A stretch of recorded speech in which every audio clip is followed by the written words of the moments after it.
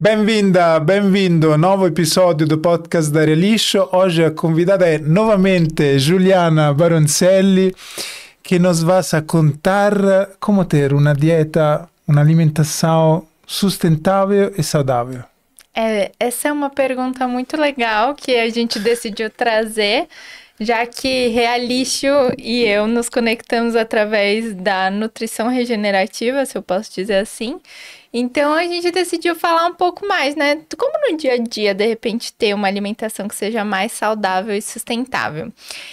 Para simplificar, né? Começar do simples, eu sempre trago que as respostas vêm da natureza.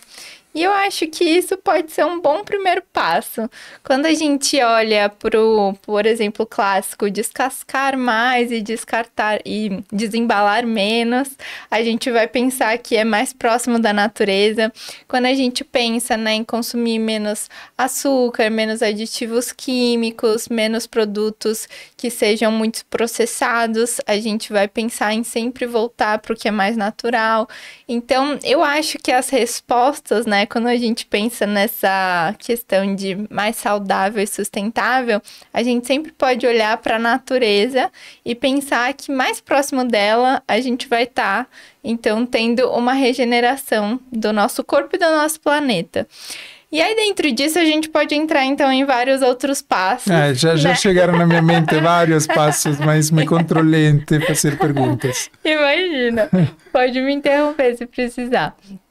Mas, pensando, então, em alimentação, né? Quando eu falo dessa coisa de alimentação regenerativa, nutrição regenerativa, é justamente a gente pensar no nosso corpo e no nosso planeta estando em mais equilíbrio, porque hoje, se a gente olha para fora, a gente vê uma grande crise, certo? Tanto climática, de vários eventos aí climáticos, e tanto humana mesmo, né? Humanitária, porque não é normal a gente ver tantas pessoas ansiosas, não é normal a gente ver tanta gente vivendo mais, porém muito mais doente.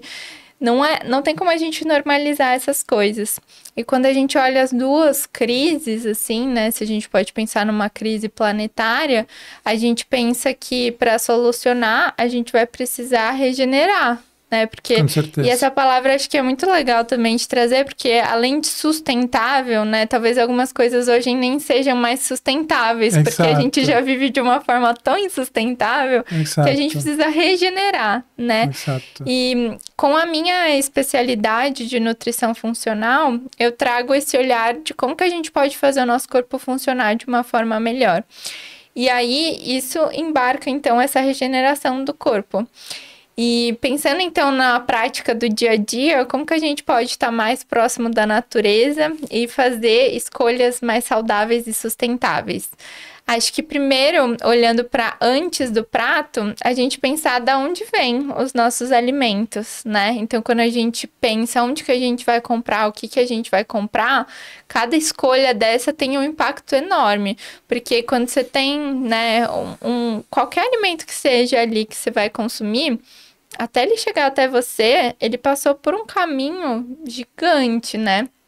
Nesse caminho, ele usou água, ele usou terra, ele usou ar, ele usou energia, ele usou pessoas, ele usou animais, né? Quanta coisa... Fertilizantes. Sim ou não, né? Mas também nos naturais você Os precisa naturais também. de fertilizantes. Então, assim, a gente pode pensar quanta coisa que passou por esse caminho, né? E hoje, a gente olhando para o sistema alimentar atual, principalmente para o lado de alimentos de origem animal, a gente vê que é insustentável, porque para produzir poucas calorias do que a gente vai utilizar, a gente gasta muitas calorias. Para produzir, né, um pouco de alimento, a gente gasta muitos recursos naturais. Então, quanto mais a gente conseguir otimizar esses processos, melhor vai ser em termos de gastos, né? Tanto todos esses que eu falei, e de produção de resíduos, de impactos né? Então, cada escolha do nosso prato, acho que essa primeira reflexão de olhar para esse caminho pode ser interessante.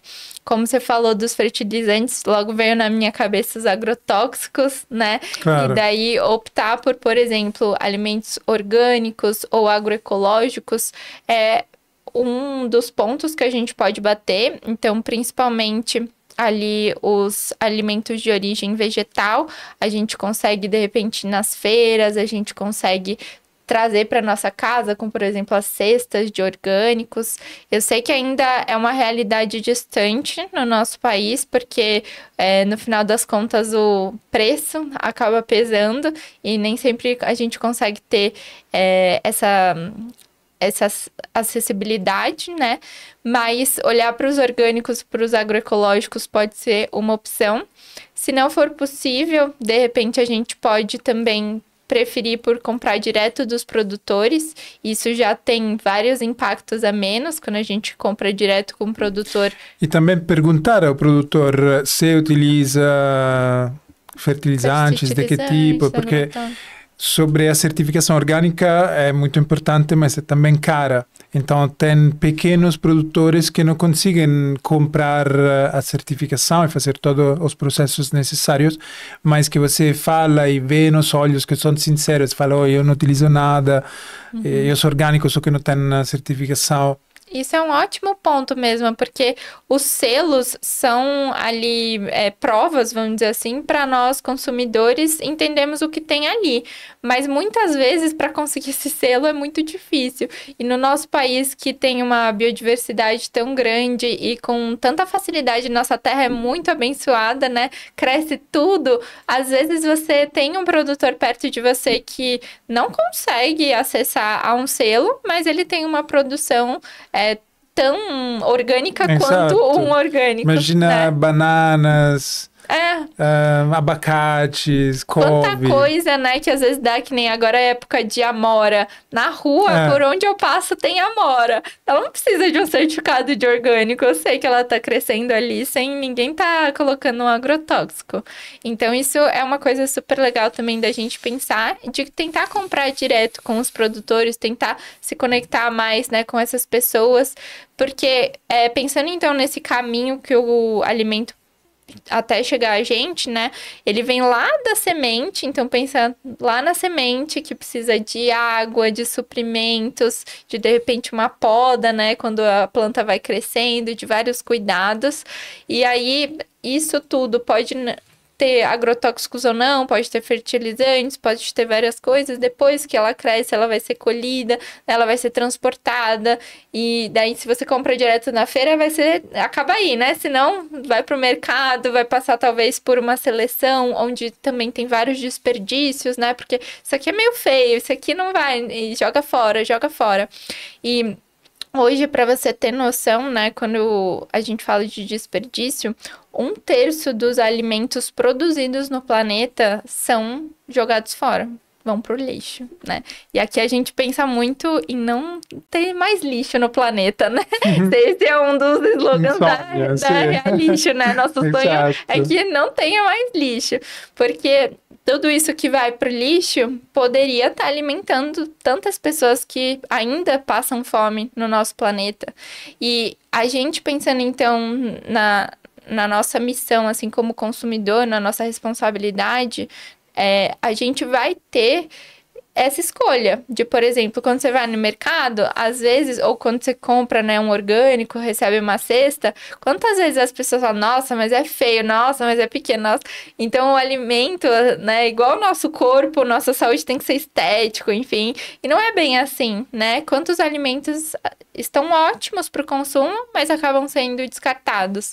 E aí, às vezes, né, e aí voltando um pouco nesse... sobre este assunto, lembro que minha avó, que eu amava e viveu até 97 anos, ela sempre comia fruta depois do almoço, da janta, e sempre começava com a fruta mais madura, que também, a maioria das vezes, ela precisava tirar uma parte daquela fruta.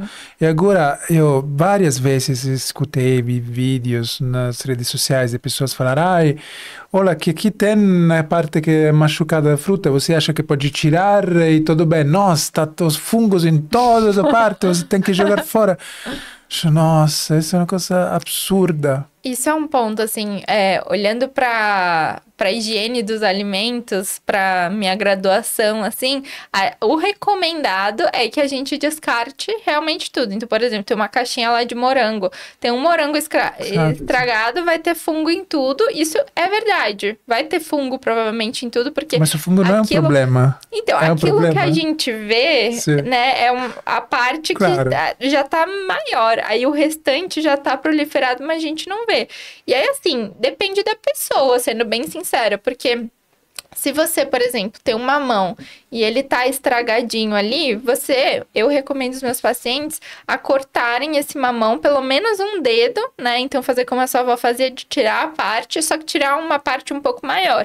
Agora, por exemplo, quando eu tenho pacientes que têm muita candidíase, que tem muitas infecções, assim, ou que tem muitos fungos no corpo, por exemplo, quem tem muita caspa, quem tem várias dermatites, várias coisas que já tem comumente, por características, muitos fungos no corpo, não é muito legal para essa pessoa comer tantos fungos assim. Então, aí sim seria uma pessoa que, se possível, evitar ao máximo esse muito maduro, esse alimento que tem um pedacinho de fungo, mas senão vai virar parte da nossa microbiota também. Mas também os fungos normais, para essas pessoas você também aconselha de não comer fungos em geral?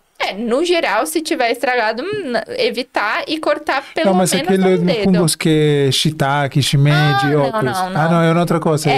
Essas pessoas que têm essas características, melhor evitar, tá? Exato. Principalmente em momentos de crise. Então, por exemplo, a pessoa tá com candidíase de repetição, daí, de repente, é melhor evitar nesses momentos.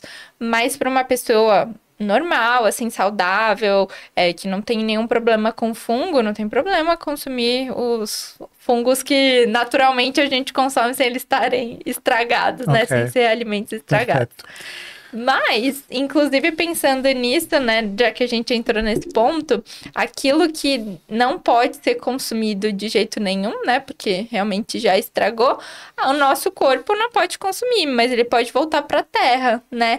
Então, por exemplo, fazendo a compostagem, a gente consegue devolver para a terra aquilo que a gente tirou de uma maneira muito mais respeitosa com todo o ciclo do alimento, né?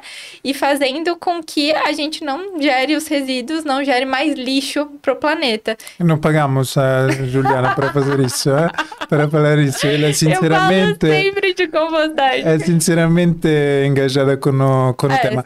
Porque é tudo muito conectado, né? Falamos de saúde do corpo, que não é só físico, é também emocional, mental, espiritual, e de consequência o planeta é mais saudável. Exatamente. E nós não podemos ser saudáveis se o planeta não é.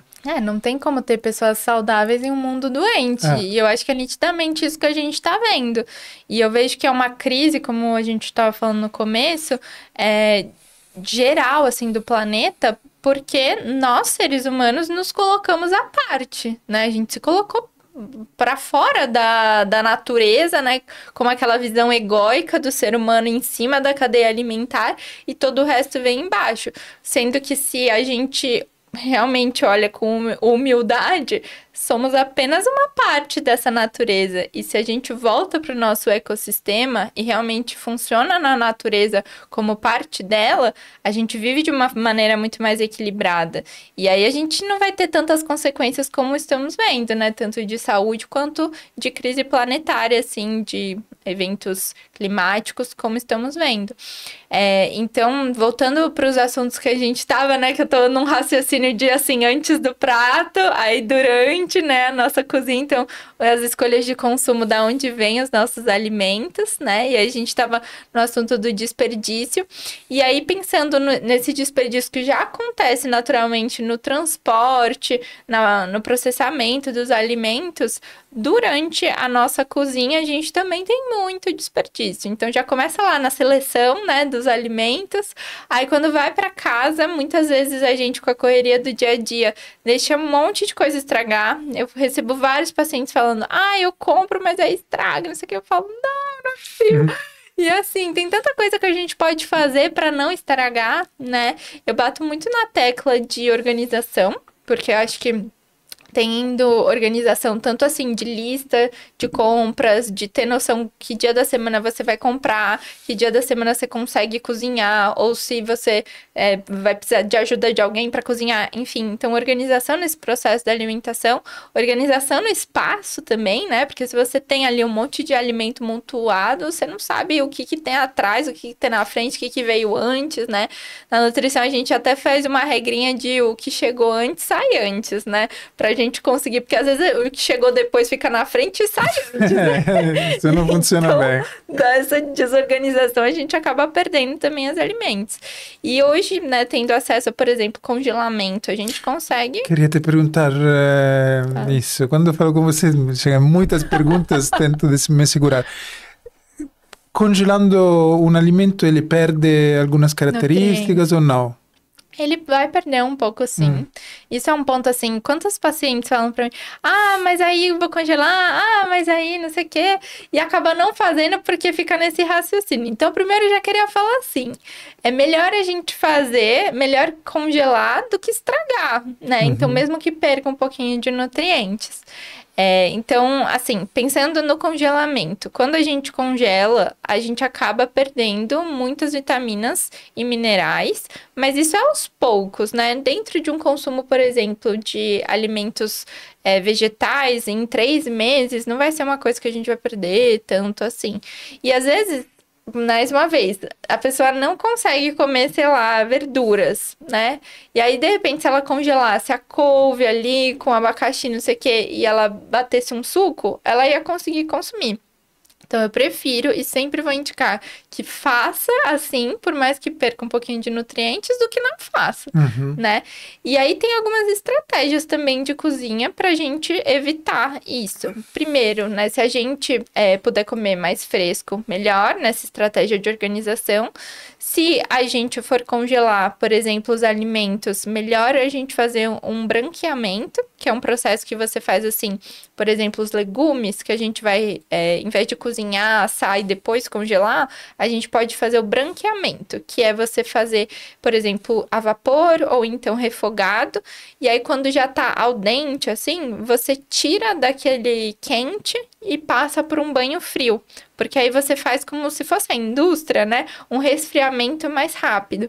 E aí isso faz com que a gente mantenha um pouco mais os nutrientes e também as características organolépticas, que são aquelas características sensoriais. Quantos pacientes falam pra mim? Eu não gosto de comida congelada porque o brócolis fica todo nojento, esponjoso, não sei o quê. Se a gente faz esse branqueamento, o vegetal ele fica melhor, assim, mais durinho, não fica com aquela característica. É isso que a indústria faz, por exemplo, nos vegetais congelados. Então, claro que com muita tecnologia eles fazem um resfriamento, um ultra, né, resfriamento, assim, não é só igual a gente faz ali um banho... com água morna. Exato. Mas é uma água gelada. Enfim. Que a gente faz como se fosse aquele banho-maria, só que gelado, né? E aí isso pode ajudar também a manter as características e manter os nutrientes. Então, isso é um ponto super legal. Mas então a gente tem como congelar, se tá prestes a estragar, né? Hoje mesmo eu fui na feira, aí, por exemplo, tava comprando bananas, aí uma mulher chegou e falou assim, não vou levar, porque isso aí vai estragar. Aí eu, nossa, mas congela, depois você bate vitamina, faz um sorvetinho saudável. Eu comecei a falar várias coisas. Porque realmente, né, se você tá ali pra estragar, congela, que em algum momento você vai conseguir utilizar. Assim como, por exemplo, né, se você fez comida demais e aí você não vai conseguir comer porque vai estragar na geladeira, congela também. O seu eu do futuro uma hora vai te agradecer de já ter uma comidinha ali pronta. Ou então você pode reinventar essas receitas, né? Então, por exemplo, você fez muito de uma coisa, né? Muito arroz. Aí, putz, já cansei de comer esse arroz. Faz com os legumes e assa, faz um arroz de forno, ou então bate esse arroz e faz bolinho, dá até pra virar maionese, assim, com criatividade, dá pra virar um monte de receita. Você cozinha todos os dias? Não. 1, 2, 3 vezes por dia? Não. Não. Você cozinha uma vez por semana, para toda semana? Também não. Assim, eu falo, essa coisa da organização, eu desenvolvo muito com cada paciente, porque eu acho que é muito individual. Sim. Você tem que entender sobre a sua rotina. Então, eu, por exemplo, trabalho online e presencial. Então, tem dias que eu trabalho de casa, que eu atendo de casa, e nesses dias eu tenho a possibilidade de cozinhar. Porque eu tenho mais tempo, eu posso fazer isso. Geralmente, à noite, eu também tenho mais tempo. Então, tem um dia ou outro que eu atendo até mais tarde, mas senão eu consigo também fazer jantar. E os dias que eu vou pro consultório, geralmente são mais corridos, né? São Paulo, esse caos, transporte, enfim. E aí, eu tenho que já ter comida pronta. Então, eu cozinho, acho que umas 3 vezes na semana. Eu gosto muito de ter comida fresca e eu tenho a facilidade, assim, na minha rotina. Então, eu consigo cozinhar um pouco mais, mas tem pessoas que não, né? Então, que de repente precisam cozinhar uma vez na semana. Eu tenho vários pacientes que gostam disso. Então, no final de semana, compra tudo, cozinha tudo, já deixa as marmitinhas. E é assim que a pessoa funciona. Para mim, a cozinha é um prazer também. Então, eu gostaria de cozinhar mais vezes na semana. Mas aí eu não tenho tempo para fazer isso. E aí, cada um pode ver a sua forma de organização. Eu tenho pessoas também no consultório que cada dia cozinham, por exemplo, todos os dias cozinha à noite, o jantar. E aí leva a marmita do dia seguinte com aquilo que sobrou. Então, cada um vai vendo, assim. Mas é organização de visualizar a tua rotina e saber quando, de repente, que vai ser possível. Lá em casa, a gente também se liga muito pela feira. Então, se, de quarta-feira fez a feira, aí vai se programando, né, com as coisas para também, justamente, não deixar estragar. Enfim, saber quanto tempo tem. E assim a gente vai desenvolvendo. Sobre os orgânicos, seus clientes ou pacientes, como você chama? Tanto faz, eu geralmente falo pacientes. Pacientes. Têm dificuldade de acessar os produtos orgânicos? Que dificuldade é? Econômica? A maior dificuldade que eu vejo é econômica. Então, sempre a coisa mais frequente é muito mais caro. E aí fica até difícil de às vezes eu dizer o contrário, porque é uma realidade, né? Assim, acho que aqui em São Paulo é acessível. Se você vai atrás, né? Tem mais feiras, tem o Instituto Chão. Até no outro episódio a gente falou bastante, né? Desses lugares. E você falou da feira lá da Água Branca, da quarta-feira? Exato. Não. Essa da quarta-feira é que tem na porta de casa. Que não é orgânica. Não, essa não. Aí tem na Água Branca de sábado e domingo e de terça-feira. E tem as cestas também, né? Então, as pessoas que estão falando sobre o preço, porque outro dia fui no mercado tradicional e é muito mais caro que o Instituto Chão, que é este mercado orgânico maravilhoso. São de São Paulo as pessoas que te falam que é caro ou são de outras cidades onde não tem esta... Ambos. Eu acho que assim, os orgânicos ainda não tem, talvez, não sei, a valorização, não chega a informação da importância deles para tanta gente. E aí isso faz com que muitas pessoas não vejam também a importância mesmo, né? De fazer essa diferença, de às vezes investir um pouco mais, enfim. E no mercado convencional, eu concordo com você. Se a gente olha para consumo do mercado, para de repente um Instituto Chão, por exemplo, muitas vezes dá de igual para igual. Então é só você saber aonde comprar. Mas se a pessoa está acostumada a ir só no mercado e não conhece esses outros lugares, ela vai olhar aquele orgânico que está lá no mercado. Que aquele custa 3 vezes mais, né? Então, se você pega, sei lá, uma couve orgânica e uma couve convencional ali no mercado, Entendi. você vai se abismar. Então, acho que isso já faz com que a pessoa tenha um pé atrás. Tipo, orgânico não é pra mim. Entendi. Então, a gente tem que desconstruir isso um pouquinho mais. E tem serviços também de cestas em casa, né? Sim. Sobre a cesta em casa, você tem esse serviço atualmente ou não? Atualmente não. Até da outra Como vez a gente tinha como falado. você falamos sobre aquela marca que fechou. Mas tem outras. Sim. Você, pessoalmente, e também gostaria de saber os seus pacientes, gostam de receber uma cesta pequena, média, grande, sem saber o que tem dentro, ou você e os seus clientes querem escolher? Eu adoro, porque assim, eu adoro, assim, o meu namorado que zoou, nossa, eu amo a sua capacidade de criar coisas, porque eu adoro essa coisa de criação, sabe? De olhar, abrir essa assim, nossa, olha o que tem, não sei o que, dá pra fazer tal coisa, não sei o que, ai, vou ter que inventar alguma coisa.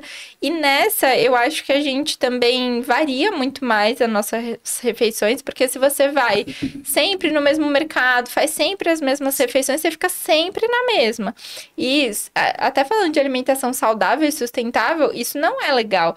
Porque assim como a natureza, somos biodiversidade. Então, quanto mais variedade no nosso prato, mais variedade a gente tem em toda essa cadeia de consumo. Opa, desculpa. Tem aquelas coisas que falam que cada cor, cada nutre uma parte, e tem o brócolis que é igual ao cérebro ou ao pulmão, é muito interessante. Isso é totalmente, assim, então a gente tem as cores nos alimentos que são geralmente compostos bioativos, que são antioxidantes. Então, que nem você falou, tem os alaranjados que tem carotenoides que ajudam a gente, por exemplo, a saúde dos olhos. A gente tem os vermelhos, tipo tomate, que previnem câncer, inclusive até tem vários estudos com licopeno para prevenção de câncer de próstata. A gente tem os verdes, que tem bastante minerais que ajudam em toda a nossa respiração, nossas células, nossa energia.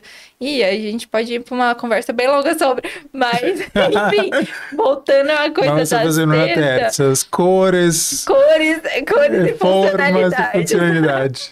Voltando à cesta, eu gosto muito dessa coisa da variação, me instiga muito a criatividade, acho muito positivo, acho que receber as cestas diferentes também traz muito do que está disponível na época do ano, né?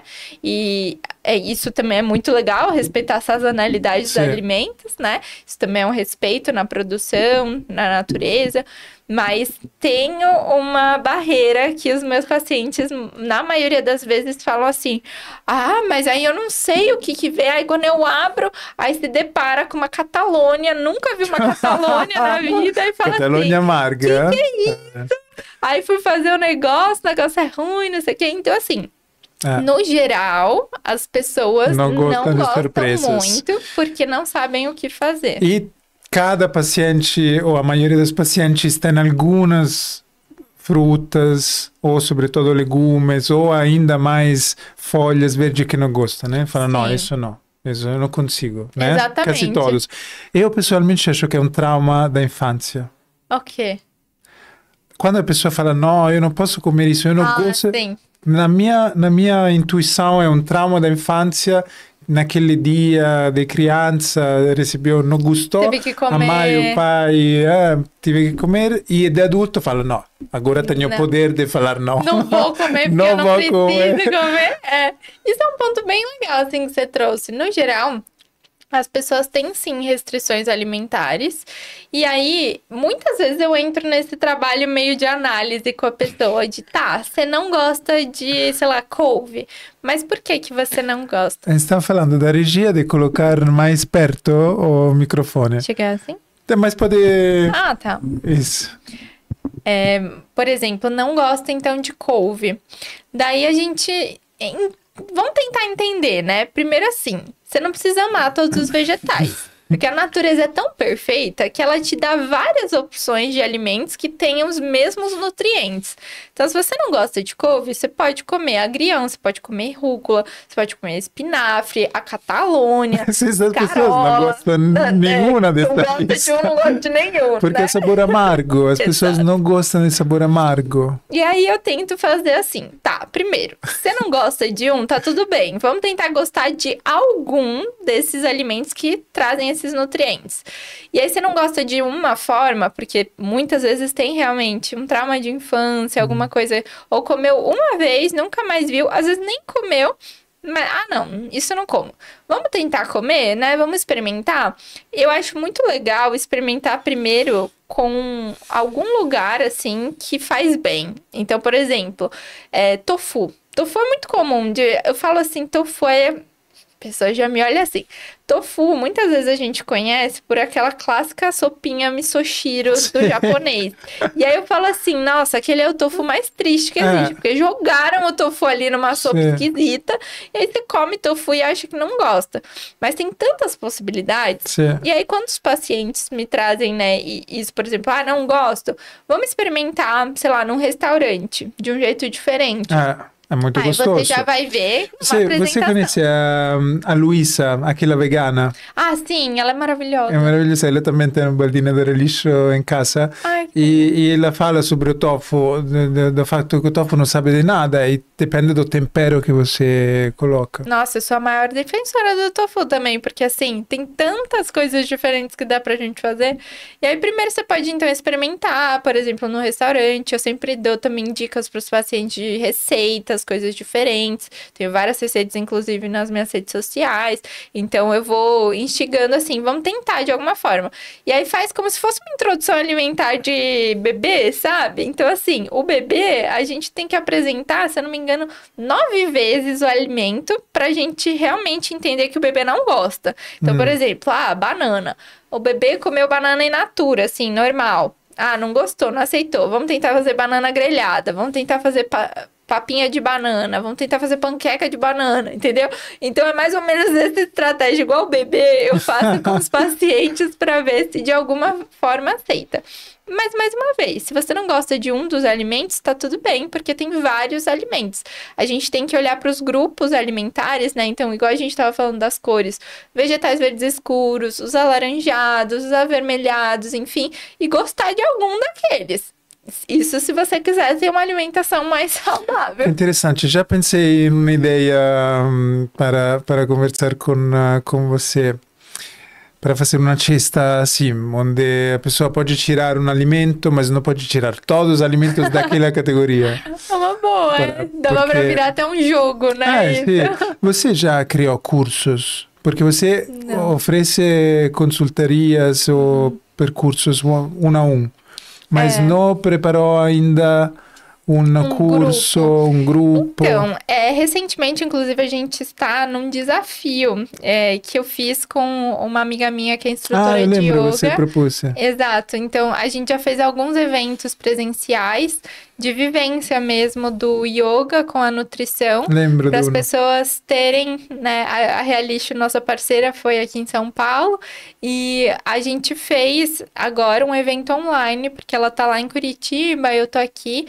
Então, a gente tá guiando um grupo e aí a cada dia eles têm pílulas sobre uma alimentação mais consciente, uma nutrição não só do prato, mas de vários aspectos, como a gente falou, mental, social, ambiental, para realmente ter escolhas conscientes no dia a dia. Inclusive, hoje a gente falou de ressignificar seu alimento e eu falei bastante do desperdício. Porque ontem era o Dia Internacional do Desperdício. Sério? Sim, Nossa, sim. então eu tô muito conectada Muito com o negócio sem conectada. saber. Sim.